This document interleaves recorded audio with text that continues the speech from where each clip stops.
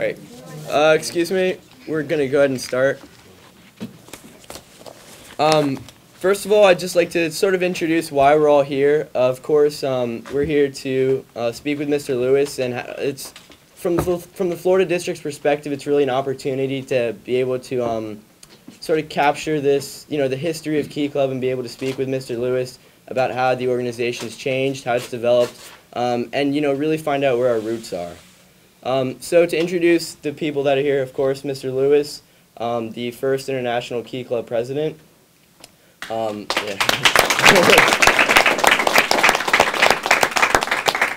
Shinlei Wong, the current international president.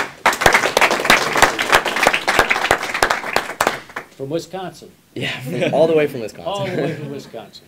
Mr. Gleason Senboff, he was one of the delegates with Mr. Lewis at their convention. Mr. David McCampbell, the district administrator for the Florida District. Yay! Governor Donna Parton for the Kiwanis, Florida District. My mother's in the back over there. Paul Mysak, who's the current executive assistant for the Florida District of Key Club. Mickey Hall, who's the current district treasurer for the Florida District of Key Club. And then just to make this quick, I'll go through all the lieutenant governors real fast. We have Connor Farley, Division 14B, Amian Brigada, Division 23B, George Rendon, Division 12. On this side, we have Carolina Echeverry, Division 24B, Garrett Thompson, Division 10B, Lindsay Teeter, Division, oh man, this is testing me, 22, Gina Bugaki, Division 16, Haley Collins, Division 20, Kaylee Marsh, Division 21, Vincenzo Gugliuzza, Division 26C, Van Dow, Division 23A. So those are all of our lieutenant governors. Along with that, we have a couple of Kiwanians as well as other adults in attendance. Mr. Jim Martin, the son of G. Harold Martin, is here with us today. Mrs. Lewis, Mr. Lewis's wife, is as well with us. The faculty advisor from Dreyfus High School, where Palm Beach High School used to be, so that's where the campus is now. Mr. Jay McCampbell, Mr. McCampbell's brother, as well, has helped us get in contact with Mr. Lewis. Mrs. Renee Richard, assistant administrator for Zone 11 in the Florida District of Key Club. Mr. Bob Parton, who's an assistant administrator for conventions for the Florida District of Key Club. As well as a few other adults that I apologize, I don't know your name. Could you introduce yourself, sir? I'm sorry. This is Mr. Art Roble, who is a member of the local Kiwanis Club, Art, and he's a good friend of mine here in Lake Clark Shores. We do flags on our 4th of July and Veterans Day and Memorial Day, and Art's one of my loyal volunteers. We put up the flags at the head of the lake. Beautiful. All right. Thank you so much for coming. Yeah. As well as, sir, I'm sorry, I didn't meet you either.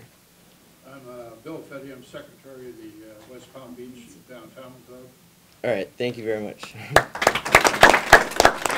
And probably just should point out the West Palm Beach Kiwanis Club is the club that sponsors Dreyfus Key Club currently, and I think a couple other key clubs, but also sponsored the Palm Beach High School Key Club that Mr. Lewis was a member of when he was elected international president.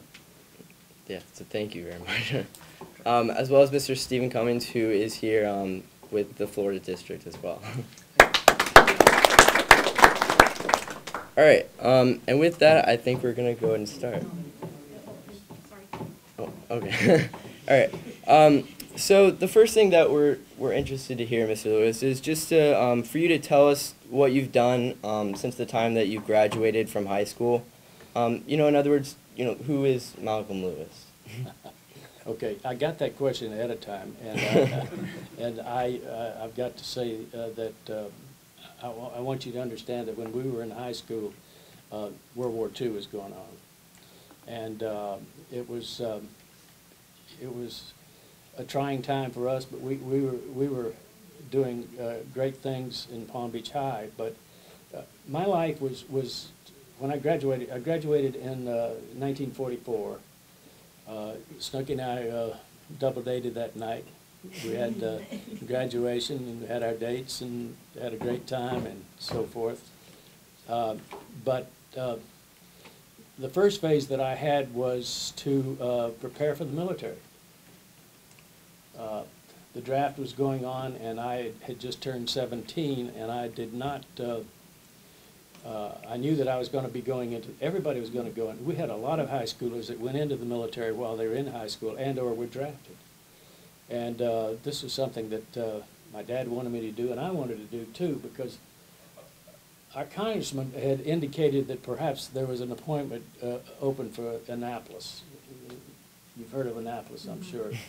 The Naval Academy, and that was something that I was looking forward to. I wanted to become an officer.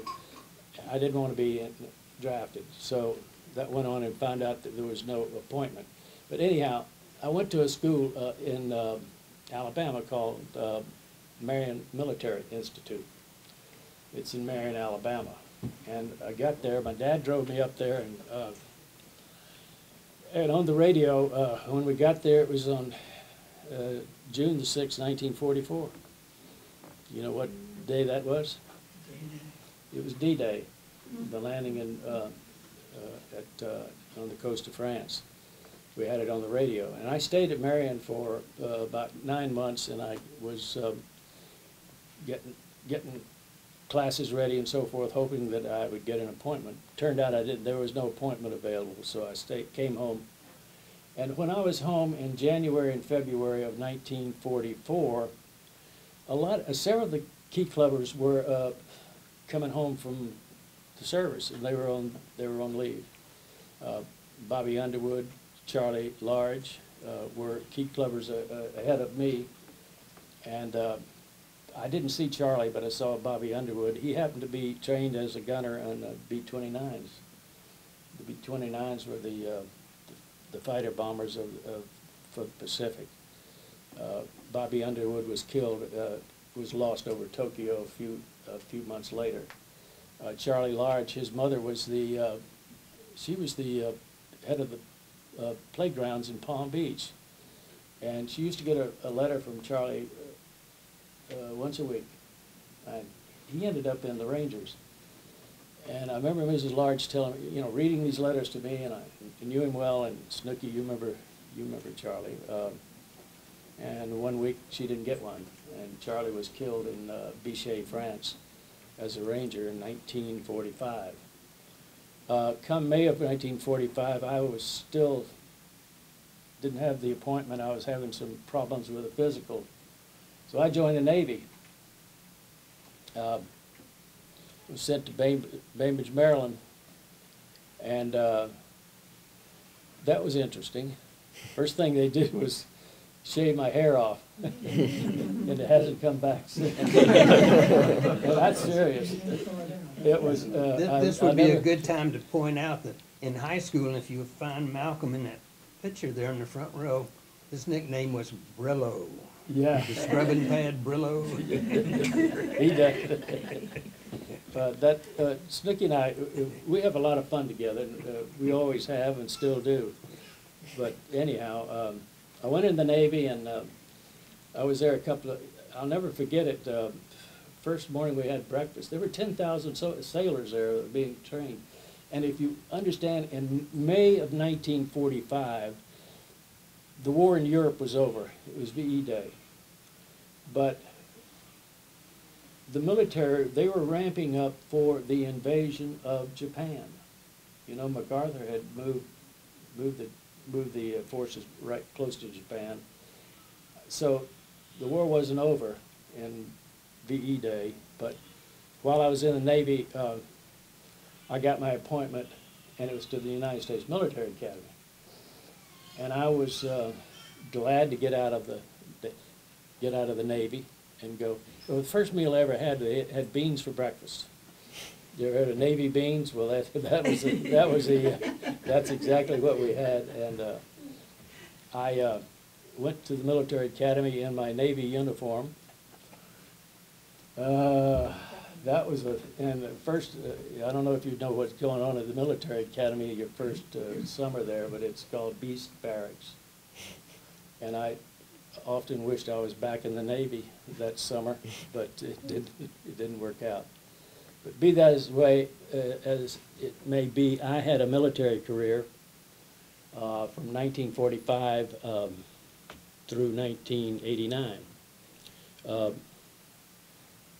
I was served overseas in Germany on occupation duty with the 1st Infantry Division. I was an artilleryman. Came back and was at Fort Benning, Georgia, and then I went to artillery school in Oklahoma for a year, and then I was assigned to the Florida State University as an instructor for ROTC. That was FSU, and I enjoyed it. It was a good time. Any Yes. okay. Go Knowles. Okay, but then I'll just tell you this. I enjoyed that time there. I had a good time. There was Mark Clark was the head of the Citadel at the time. He was General Mark Clark, and he came and Citadel played FSU, and I happened to be his aide while he was there. I was a captain at that time. I decided that I did not want to stay active duty, so I took it upon myself to look around and see what I wanted to do, and I wanted to become an engineer because at the military academy you get a degree in military engineering. The subjects are, you know, a basic engineering courses, and so I entered the University of Florida in September of 1956, and I had a wife, I had 2 children, and they stayed home, and I was, that was a tough year. I took 16 hours and 18 hours on semesters, and I worked my buns off. Because, you know, when you're married and you have family, you are definitely focused on your education. So I got into the reserve program, and then I stayed in the reserves, came back to West Palm Beach. I commanded an engineer company here, and my first job was, and only job, was with United Technologies at Pratt & Whitney Aircraft, which was in jet engines. And I stayed in the jet engine program with Pratt & Whitney for 30 years. It was a interesting career. I was a test facility engineer. I was civil. I had a civil degree and a structural degree, and stayed there for 30 years. Along with that, I was staying in the reserve program. So I was working my way up in the reserve program, and I was through the Vietnam War and on until 1989. I retired from Pratt & Whitney in 1987. And my other career, well, it turned out